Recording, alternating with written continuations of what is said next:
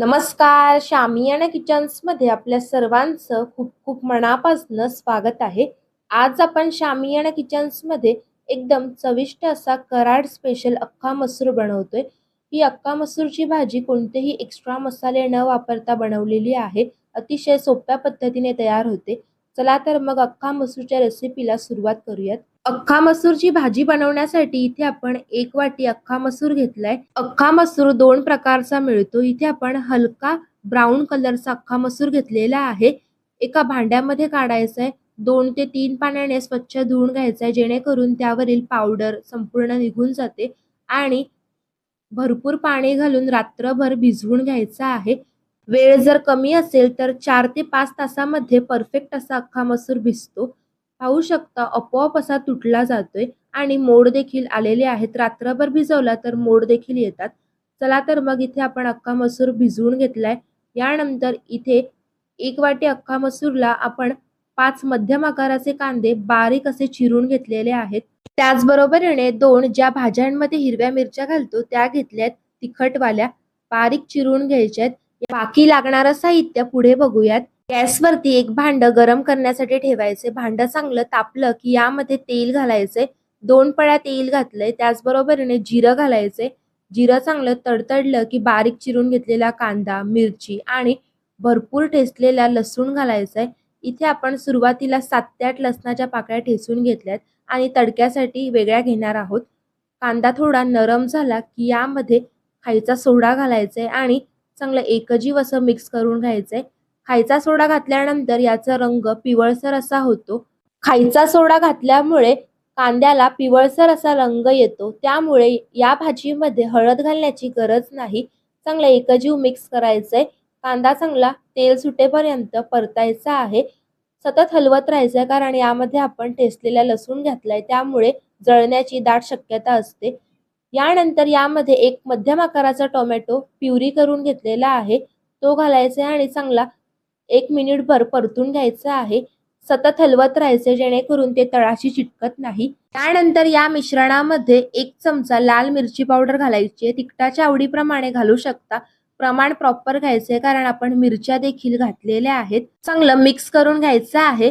यानंतर यामध्ये भिजवलेला अख्खा मसूर घालायचा आहे आणि एकजीव असं मिक्स करून घ्यायचं आहे. अख्खा मसूरची भाजी बनवताना कांद्याचा वापर जास्त प्रमाणात केला जातो. कांद्याने जास्त प्रमाणात ग्रेव्ही तयार होते आणि कांद्याची ग्रेव्ही भाजीला एक वेगळीच चव देते. चांगलं मिक्स करून घेतल्यानंतर यामध्ये गरम पाणी घालायचे आणि पुन्हा मिक्स करायचे. गरम पाण्याचा वापर केल्याने भाजीला एक वेगळीच चव येते, त्यामुळे गरम पाणीच घाला. चवीनुसार मीठ घालायचे. उकळी देखील येत आहे. आणखीन वर्ण चिमूटभर असा गरम मसाला घालायचा आहे. स्किप केलात तरीही चालेल. पुन्हा ढवळून घ्यायचे.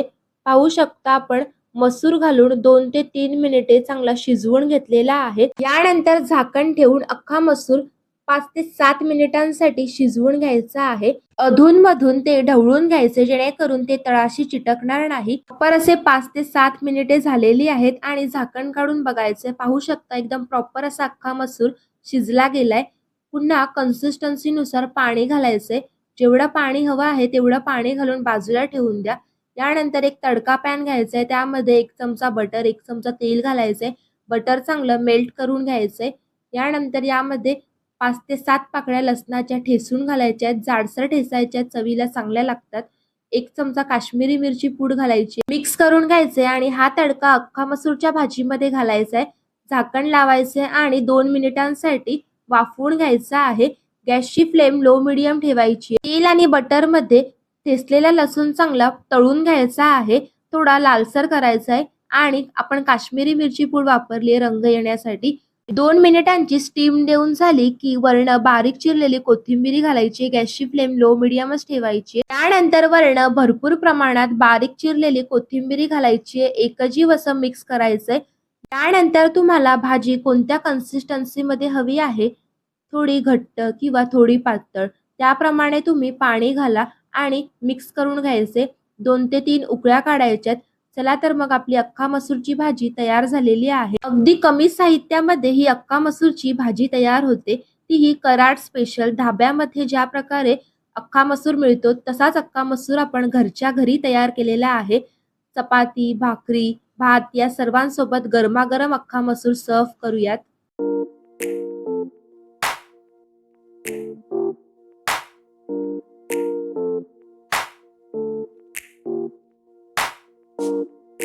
धाब्यावरती ज्या प्रकारे अख्खा मसूर मिळतो तसाच अख्खा मसूर आपण घरच्या घरी तयार केलेला आहे.